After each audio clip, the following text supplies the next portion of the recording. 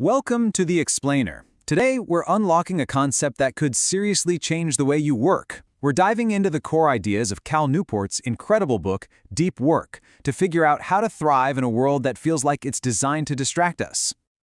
So, does this question hit a little too close to home? You know the feeling? Your day is just this constant barrage of emails, back-to-back meetings, and that endless scroll of notifications. But then, at the end of it all, you look up and wonder, what did I actually get done today? If that sounds familiar, you're not alone. This is the exact problem that Newport's work is all about solving.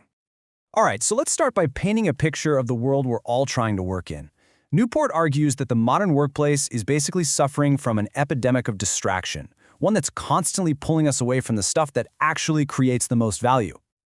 To get a handle on this, Newport says we need to think of all our professional tasks, writing emails, brainstorming big ideas, filling out reports, and realize that every single one of them gets sorted into one of two fundamental buckets. And really understanding the difference between these two types of work, well, that's the key that unlocks absolutely everything else. It is the first and, honestly, the most important step if you want to reclaim your focus and totally transform your productivity.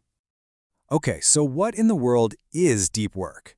As you can see here, it's all about that distraction-free concentration that pushes your brain to its limits. But listen, this isn't just about being in the zone. This is the state where you're creating something genuinely new and valuable, where you're actually improving your skills and where you're producing work that is super difficult for anyone else to just copy. This chart just perfectly shows the huge contrast with deep work's opposite, what Newport calls shallow work. This is all the logistical, low-effort stuff, answering emails, scheduling meetings, mindlessly browsing the web. These tasks are super easy for anyone to do, and they create very little new value. And here's the real danger Newport points out. Shallow work makes you feel busy, but it's deep work that actually makes you effective. So why does this distinction matter so much? Well, because in our crazy competitive economy, the ability to do deep work isn't just a nice little skill to have. Newport argues it's basically becoming a professional superpower. He uses this really powerful formula to make his case. See, the quality of what you produce isn't just about how many hours you put in. The real game changer, the multiplier, is the intensity of your focus. Think about it. 1 hour of pure, uninterrupted deep work can create something way more valuable than, say, 3 hours of fragmented, distracted effort. And that intense focus leads to two incredible abilities. First, deep work is like a workout for your brain. It trains you to master complicated things really, really quickly. Second, it lets you apply that skill to produce results at a truly elite level, both in quality and in speed. And those two abilities, Newport says, are your ticket to standing out in pretty much any field. Okay, so that's the what and the why. Now, let's get to the how. Because, knowing what deep work is one thing, but actually doing it consistently, that's a whole different ballgame. So Newport gives us a blueprint with 4 core rules to help build this skill. These are the 4 pillars of his entire system. First, work deeply. This isn't just a vague wish, it's a real discipline you build with strict routines. Second, and this one might sound a little weird, embrace boredom.